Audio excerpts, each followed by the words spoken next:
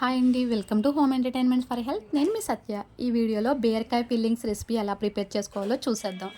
So వీడియోలోకి వెళ్ళే ముందు బీరకాయ ఫిల్లింగ్స్ని లైక్ చేసుకోండి. మన ఈ home entertainment for health channel subscribe చేసుకోండి. Thank you so much. చాలామందికి ఒక 100లో 50 మెంబర్స్కి నచ్చలేని కర్రీ ఏదన్నా ఉంది అంటే, పేరు ఏదన్నా ఉందంటే బీరకాయ. అలాంటి బీరకాయని కూడా ఒక స్నాక్ లాగా, సైడ్ డిష్ లాగా మనం ప్రిపేర్ చేసుకోవచ్చండి. అదే ఈ బీరకాయ ఫిల్లింగ్స్ రెసిపీ. సో ఫస్ట్ అయితే బీరకాయకి కంప్లీట్గా తొక్క అంతా రిమూవ్ చేసుకోవాలండి. ఈ బీరకాయకి సంబంధించిన ఈ తొక్కలోని అత్యధికమైనటువంటి వైటమిన్స్, మినరల్స్ ఎక్కువగా ఉంటాయి. సో ఎప్పుడు కూడా బీరకాయ మీద ఉన్నటువంటి చెక్కును వేస్ట్గా పారేయొద్దండి. అలా ఎలా హెల్తీగా ప్రిపేర్ చేసుకోవాలో నేను ఆల్రెడీ మోర్ కొలంబు రెసిపీలో కూడా చెప్పాను. బీరకాయతో తుక్కుతో చట్నీ ఎలా చేసుకోవాలో. ఇప్పుడు బండ పచ్చడిలాగా వాటర్ వేయకుండా ఎలా ప్రిపేర్ చేసుకోవాలో ఈ వీడియోలో కూడా చూపిస్తాను. సో వీడియో ఎండింగ్ వరకు వాచ్ చేసేయండి. ఇలా బీరకాయని మొత్తం పీల్ ఒలిచేసుకుని మనకి ఏ సైజులో కావాలితే ఆ సైజులో పీసెస్ కింద కట్ చేసుకోవచ్చు. ఇంత అంత అని లేదండి. కొంచెం సైడ్ డిష్లా పెట్టుకోవడానికి, లేదంటే పప్పు వంటి రెసిపీస్లో పెట్టుకోవడానికి కానీ కొంచెం అవైలబుల్గా ఉండేలాగా మన కన్వీనియంట్లో ఎంత పీసెస్ అయినా సరే కట్ చేసుకోవచ్చు. ఇక్కడ మీకు చూపిస్తుంది బీరకాయ గుజ్జు అనేది ఏ విధంగా ఉంటే ఈ రెసిపీలో యూస్ చేసుకోవచ్చు, ఏ విధంగా ఉంటే యూస్ చేసుకోకూడదో చూపిస్తాను. సో ఈ పీల్ని అయితే కంప్లీట్గా సాల్ట్ వాటర్, నిమ్మకాయ వేసుకుని వాష్ చేసుకుని పక్కన పెట్టుకోవాలి. బీరకాయ లోపల ఉన్నటువంటి గుజ్జుని కేర్ఫుల్గా బీరకాయ యొక్క ఎడ్జెస్ కట్ అవ్వకుండా జాగ్రత్తగా తీసుకోవాలండి. ఇలా తీసుకునేటప్పుడు బీరకాయ యొక్క ఎడ్జెస్ కట్ అయితే మనకి బీరకాయ ఫిల్లింగ్స్ అనేది అంత లుకింగ్గా ఉండదు. సో ఈ రకంగా స్పూన్తో లేదంటే చాక్తోని బయటికి తీసేస్తాం. ఇక్కడ గుజ్జు అనేది బీరకాయ బాగా ముదిరింది కనుక అయినట్లయితే అది గింజ బాగా పట్టేస్తుంది. అలాంటి గుజ్జుని ఈ యొక్క రెసిపీస్లో యూజ్ చేయం. ఏదైతే కొంచెం లేతగా ఉండి వాటరీగా ఉంటుందో ఆ గుజ్జునైతే మాత్రం ఈ పేస్ట్లో ఈ యొక్క ఫిల్లింగ్స్లో యూజ్ చేస్తాము. సో ఈ విధంగా అన్ని బీరకాయలకి లోపల ఉన్నటువంటి గుజ్జును తీసేయాలి. అంటే గుజ్జు గురించి ఎందుకు చెప్తున్నానంటే, గుజ్జులోని చాలా అమూల్యమైనటువంటి పోషక విలువలు ఉంటాయండి. సో అందుకని గుజ్జును మనం నెగ్లెక్ట్ చేయకూడదు. ఇక్కడ 2 రకాలుగా మీకు చూపిస్తున్నాను. చూడండి, ఈ రకంగా ప్రెస్ చేస్తే క్రష్ అయ్యేలాగా అనుకుంటుంటే ఆ గుజ్జుని రెసిపీలో యూజ్ చేయాలి.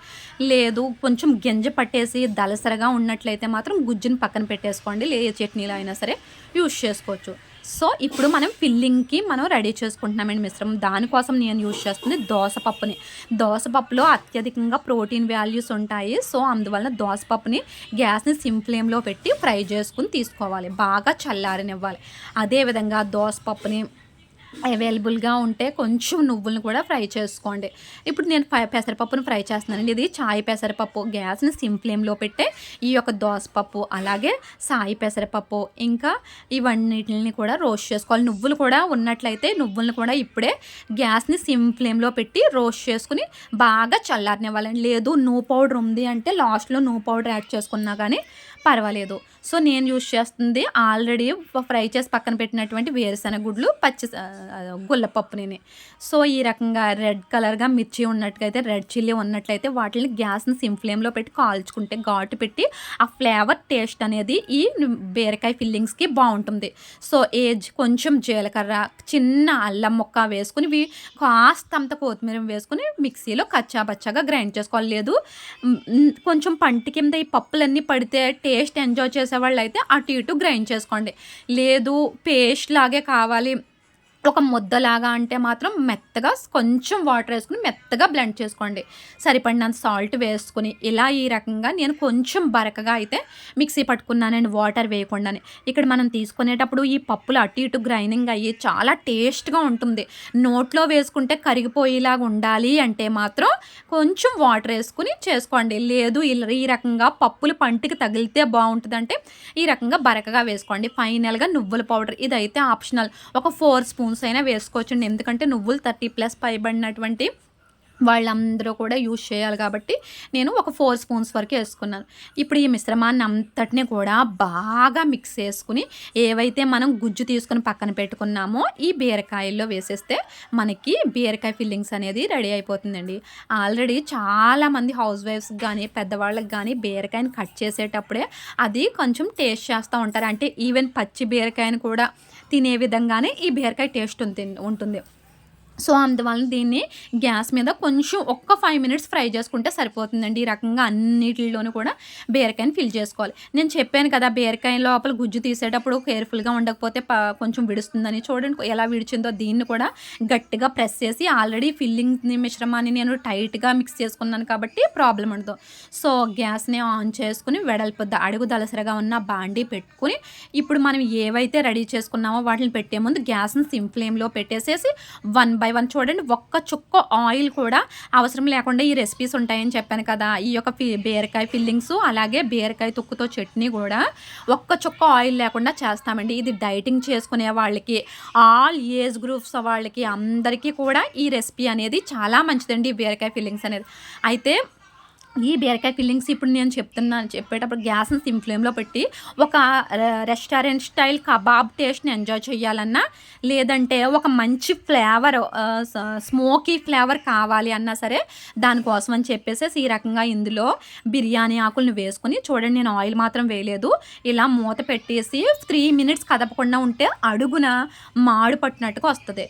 సో సాల్ట్ వాటర్ వేసి కడుక్కున్నటువంటి బీరకాయ చికెన్ ప్రెషర్ కుక్కర్లో ఉడకపెట్టుకుందాం. ఈలోగా ఇవి అయినాయో లేదు చూస్తే, నేను చెప్పాను కదా స్మోకీ ఫ్లేవర్ కావాల్సిన వాళ్ళం అయితే మాత్రం బీరకాయ అడుగున ఈ కలర్ వచ్చే వరకు ఉంచుకోండి. లేదు బీరకాయ నార్మల్గానే ఇష్టం అనుకునే వాళ్ళైతే మాత్రం ఇంకా కాస్త ముందే 2 మినిట్స్ తర్వాత రివర్స్ చేసుకోండి. ఎవరైతే ఆ స్మోకీ ఫ్లేవర్ని, ఆ కబాబ్ స్టైల్ని, వెజ్ కబాబ్ స్టైల్స్ని ఎంజాయ్ చెయ్యాలి అనుకుంటారో, ఆ లుకింగ్ ఆ స్ట్రక్చర్ కావాలితే వాళ్ళు మాత్రం ఈ రకంగా ఈ కరెక్ట్గా ఈ కలర్ వచ్చే వరకు ఉంచుకోండి. రివర్స్ చేసి ఒకసారి ఫ్రై చేసుకుని ఇలా ఒక్కసారి వీటిని రోల్ చేస్తూ ఒకసారి ఫ్రై చేసుకుని అలా ఆల్ ఓవర్ 5 మినిట్స్ ఉంటే సరిపోతుందండి గ్యాస్ మీద. ఇది ఆ ఒక్కటి మాత్రం గుర్తుపెట్టుకోండి, అన్ని సైడ్స్ చేసుకుంటూ ఆల్ ఓవర్గా ఒక్క 5 మినిట్స్ చూడండి. మనం పెట్టుకున్నటువంటి ఫిల్లింగ్ అలాగే బీరకాయ కాస్త మగ్గింది. బీరకాయలో అత్యధికంగా వాటర్ కంటెంట్ ఉంటుంది కాబట్టి ఆ వాటర్తోని 5 మినిట్స్లో కుక్ అయిపోతుందండి. ఇది తినడానికి చాలా బాగుంటుంది. నోట్లో ఒక్క పీస్ కొరుక్కోగానే ఈ పప్పులు ఫిల్లింగ్ ఉన్నటువంటి పప్పులతో చాలా చాలా టేస్ట్గా ఉంటుందండి. ఎవరైనా సరే కంటి చూపుతో ఇబ్బంది పడుతుంటే, ఫోన్లు ఎక్కువగా చూసి, టీవీలు ఎక్కువగా చూసి పడుకునేటప్పుడు బాగా ఫోన్లు ఎక్కువ చూసే వాళ్ళకి అందరికీ ఇలా బీరకాయ ఫిల్లింగ్స్తో కనుక ఈ రెసిపీ చేసి పెట్టినట్లయితే వాళ్ళు అది తిన్నప్పుడు వాళ్ళకి ఈ బీరకాయలో ఉన్నటువంటి వైటమిన్ ఏలో ఉన్నటువంటి బీటా కెరాటిన్ అనేది మన కళ్ళని బాగా ప్రొటెక్ట్ చేయబడుతుందండి. సో కంటి చూపు మందగించిన వాళ్ళకి అందరికీ కూడా, అంటే గ్యాడ్జెట్స్ యూజ్ చేయడం వలన కళ్ళకి ఇబ్బంది అయిన వాళ్ళందరికీ బీరకాయ రెసిపీస్ చేసి పెట్టచ్చు. గంటలుగా ఎక్కువసేపు బాత్రూమ్ రాకుండా ఇబ్బంది పడే వాళ్ళందరికీ బీరకాయ ఫిల్లింగ్స్తో చేసినటువంటిది కనుక చేసి పెట్టినట్లయితే వాళ్ళందరికీ కూడా చక్కగా కాన్స్టిపేషన్ ప్రాబ్లం కూడా ఉండదండి. సో నేను చెప్పాను కదా బీరకాయ చట్నీ హెల్దీగానే, ఇది బాయిల్ చేసుకుని ప్రెషర్ కుక్కర్లో ఒక 2 విజిల్స్ పెట్టుకున్నటువంటి బీరకాయ చెక్కుకి ఒక 2 మిర్చి వేసి మనకి కొల్లాజన్ని బాగా పెంచి బాడీని ప్రొటెక్ట్ చేసి, హెయిర్ని ప్రొటెక్ట్ చేసి, యాంటీ ఆక్సిడెంట్స్ రిచ్గా ఉండి సీజనల్గా తీసుకోవాల్సినటువంటి పెద్ద ఉసిరికాయని 2 ఉసిరికాయలు వేసానండి ఈ ఒక్క బీరకాయ చెక్కుకి. అలాగే కాస్తంత కొబ్బరి, వీటన్నిటి కాంబినేషన్లో తీసుకోవడం వలన ఇది ఒక హెల్దీ బండ పచ్చడిలాగా అవుద్దండి. ఇది బండలో కుమ్ముకున్నా బాగుంటుంది, సరిపడినంత బెల్లం వేసుకోవాలి, అలాగే సరిపడినంత సాల్ట్ వేసుకోవాలి.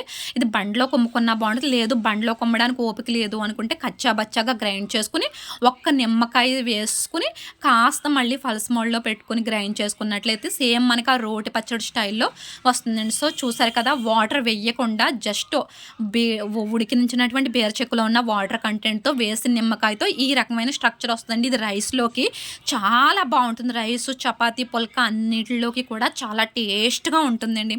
ఈ ఒక్క బీరకాయ రెసిపీని కనుక మనం ఈ డైలీ మన డైట్లో చేర్చుకున్నట్లయితే అనేకమైనటువంటి హెల్త్ ప్రాబ్లమ్స్ అన్నీ క్లియర్ అయిపోయి చాలా ఆరోగ్యంగా ఉంటాము. బాడీ అంతా కూడా రీఫ్రెష్ చేసినట్టుగా ఉండి మంచి యాక్టివ్ అండ్ ఎనర్జెటిక్గా మెయింటైన్ అవ్వాలంటే ఈ రకంగా ఒక్క చుక్క ఆయిల్ కూడా లేకుండా ఇలా బీరకాయ ఫిల్లింగ్స్ అయితే ప్రిపేర్ చేసుకుని బీరకాయ తొక్కుతో చట్నీ కూడా ఇలా ప్రిపేర్ చేసుకోండి. Thank you so much for your all cooperation.